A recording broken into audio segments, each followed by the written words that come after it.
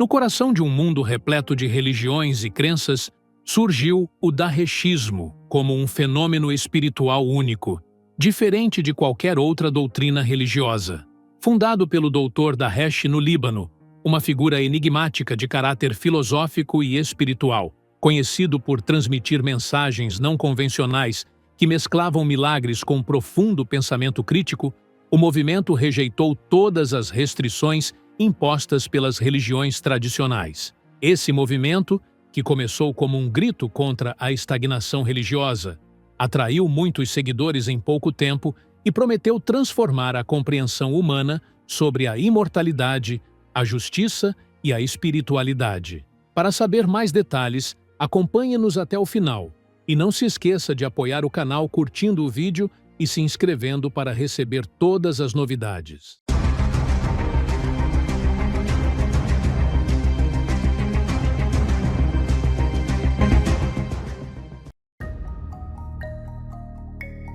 O Dr. Darresh nasceu em 1º de junho de 1909, na cidade de Jerusalém, sob o nome de Salim Moussa El-Ati, em uma família cristã de origem síria. Mudou-se com a família para o Líbano ainda jovem, onde cresceu em um ambiente multicultural e multirreligioso, o que influenciou fortemente sua formação intelectual e espiritual.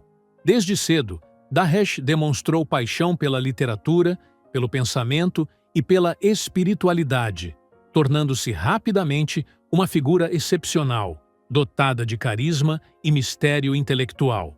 Falava várias línguas e escrevia abundantemente sobre temas diversos que uniam filosofia, religião e arte.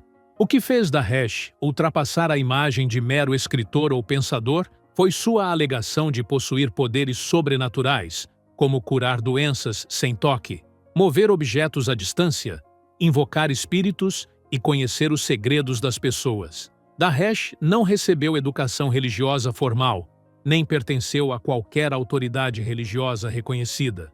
Considerava-se um mensageiro universal, portador de uma mensagem espiritual, que transcendia fronteiras religiosas, baseada na ideia de que o universo é regido por leis espirituais rigorosas, nas quais as almas são recompensadas ou punidas através de sucessivas reencarnações em múltiplos mundos materiais e espirituais.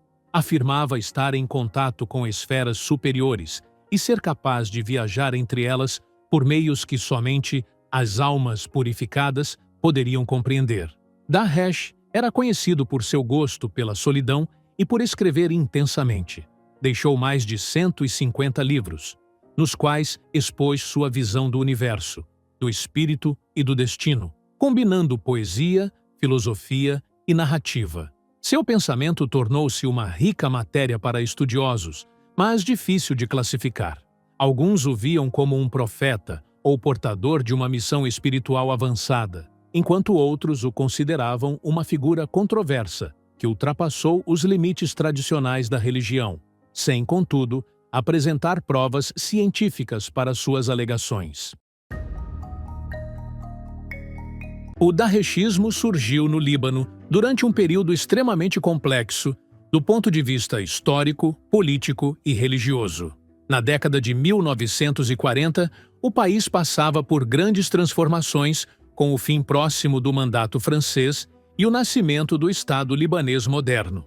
Essa instabilidade política coincidiu com um cenário religioso fragmentado, onde diversas seitas e denominações conviviam, cada uma com suas próprias referências e influências sociais e políticas. Em meio a essa diversidade e tensão, o Dr. Darresh emergiu como uma figura polêmica, portando uma nova mensagem espiritual radicalmente diferente das crenças predominantes. O contexto político da época era delicado. O Líbano tentava construir sua identidade nacional, e o sistema sectário buscava equilibrar o poder entre cristãos e muçulmanos, e dentro destes, entre suas várias correntes. Qualquer novo movimento religioso era visto como uma potencial ameaça a esse frágil equilíbrio. Assim, não surpreende que o Darreshismo tenha enfrentado forte resistência tanto das instituições políticas quanto das religiosas, temerosas de que o novo movimento minasse sua autoridade tradicional. Religiosamente, o Líbano era um espaço ativo de diálogo, mas também de conflito entre correntes tradicionais e movimentos espiritualistas. A sociedade libanesa, como muitas outras, estava dividida entre aqueles que buscavam novas formas de espiritualidade e os que se apegavam à tradição. Nesse contexto, Daesh atraiu o interesse de intelectuais e buscadores espirituais que viam nas religiões tradicionais respostas insuficientes e encontraram em sua mensagem um renascimento misterioso e instigante. Como Daesh não se apresentava apenas como pensador ou reformador social, mas como alguém dotado de poderes milagrosos que realizava prodígios diante das pessoas, curando doentes, movendo objetos e revelando segredos, passou a representar um desafio direto às concepções religiosas e sociais dominantes. Em 1944, ocorreu o confronto mais intenso entre Daesh e o governo, quando o então presidente libanês, Bechara el-Khoury, revogou sua nacionalidade e o exilou do país. Embora a decisão tenha sido posteriormente anulada com a mudança de regime, o episódio marcou um ponto de virada na história do daeshismo. Daesh passou de líder espiritual a vítima política, o que aumentou a empatia de seus seguidores e reforçou suas convicções de que ele era um verdadeiro mensageiro perseguido por dizer a verdade. A doutrina daeshista baseia-se em um conjunto de princípios que ultrapassam o conceito tradicional das religiões e mergulham profundamente na espiritualidade. Para o daeshismo, o espírito é a essência fundamental da existência humana. É ele quem determina o verdadeiro destino do ser, e não o corpo ou sua origem terrena. A vida terrena é apenas uma etapa de uma longa jornada que o espírito percorre através de múltiplos mundos, seguindo um sistema rigoroso de justiça cósmica, regido pela lei espiritual de recompensa e punição, que se aplica automaticamente, sem intervenção externa. Um dos pilares dessa crença é a fé na reencarnação das almas, Tanasuk al-Arwah, a convicção de que o espírito nunca morre, mas passa de um corpo a outro, de uma vida a outra, carregando consigo as experiências e ações acumuladas. Essa reencarnação não é aleatória. Segue uma lei precisa. As almas que cometeram o mal descem a níveis inferiores de existência, podendo se encarnar em corpos de animais ou seres sofredores, enquanto as almas puras ascendem a graus mais elevados de pureza, chegando eventualmente a mundos luminosos, livres da matéria e da dor. Esse conceito oferece um novo significado ao sofrimento e ao sucesso na vida, reinterpretando a aparente injustiça que o ser humano enfrenta como resultado de ações passadas, de vidas anteriores, que ele não recorda, mas pelas quais continua responsável. O daeshismo associa essa ideia à chamada justiça cósmica, uma justiça que não precisa de julgamento final nem de intercessão divina, pois se manifesta imediatamente e de forma implacável através da reencarnação. Assim, cada pessoa experimenta em sua próxima vida as consequências exatas de seus atos. Todo sofrimento e toda bênção possuem um motivo dentro desse sistema. Cada relação ou experiência vivida tem um significado oculto, ligado à evolução espiritual ou à punição da alma. A espiritualidade na visão daeshista não é apenas meditação interior ou busca de paz mental, é uma postura existencial. O ser humano é convidado a evitar causar dano, viver com ética, agir com compaixão para com todos os seres, humanos ou animais, e buscar a luz interior, purificando assim sua alma e permitindo que ela ascenda. Não há rituais fixos, nem templos tradicionais. O essencial é o comportamento puro, a boa intenção e a abertura às verdades mais profundas do universo. O espírito, segundo essa visão, não pertence a nenhuma religião, nação ou classe social. É uma entidade independente que atravessa uma jornada de evolução ou queda. Isso confere ao Darshanismo um caráter humanista e universal, fundamentado na ideia de que o bem e o mal não pertencem a um povo específico, mas são determinados pelas ações de cada alma individualmente. Essa filosofia também abre espaço para compreender fenômenos sobrenaturais, inspiração e até milagres, como manifestações de forças cósmicas que interagem com as almas de acordo com sua energia e sinceridade. O Darshanismo se distingue por um conjunto de símbolos e conceitos únicos que o diferenciam radicalmente das religiões tradicionais. Enquanto as grandes religiões se apoiam em escrituras sagradas, rituais coletivos e estruturas organizadas, o Darshanismo propõe um sistema espiritual e filosófico próprio, baseado em uma terminologia inédita e definições que não pertencem a nenhuma tradição clássica. Um dos conceitos mais notáveis é o da alma acorrentada, al-Ruh al-Muqabbala, que descreve o estado em que o espírito humano se encontra quando se envolve em desejos, paixões e egoísmo. Essa alma, segundo a doutrina, torna-se incapaz de ascender espiritualmente, permanecendo prisioneira em níveis inferiores de existência e reencarnando repetidas vezes em diferentes corpos, carregando o peso de suas faltas passadas. Esse conceito redefine a noção de punição e recompensa, afastando-se da visão material de céu e inferno e direcionando-a para uma compreensão mais simbólica e abrangente. Outro termo essencial é o de graus luminosos, al-Marateb al-Nuraniya, que designa os níveis superiores de existência alcançados pelas almas purificadas. Esses graus não são locais físicos nem momentos temporais, mas estados de pureza espiritual e união com a verdade suprema. Em contraste, a doutrina descreve também os mundos sombrios, os níveis inferiores onde as almas sobrecarregadas pelo mal experimentam sofrimentos profundos, não físicos, mas espirituais e psicológicos. Outro conceito singular é o espectro espiritual, al-Taif al-Ruhi, mencionado em alguns escritos de Darshan. Ele se refere a manifestações não materiais de entidades espirituais, que podem aparecer a pessoas específicas para guiá-las, adverti-las ou salvá-las. Esses espectros não são almas de mortos no sentido comum, mas seres espirituais com uma missão, que servem como intermediários de comunicação entre os mundos superiores e inferiores. Os escritos do Dr. Darshan ocupam uma posição central na doutrina darshista, sendo considerados a principal fonte de compreensão espiritual e a referência intelectual para os seguidores desse movimento singular. Esses textos não são apresentados como revelações divinas no sentido tradicional das escrituras sagradas, mas como o produto de um espírito iluminado em contato com planos superiores da existência, transmitindo visões e conhecimentos que ultrapassam os limites da percepção humana comum. Nessa perspectiva, autor e texto são inseparáveis.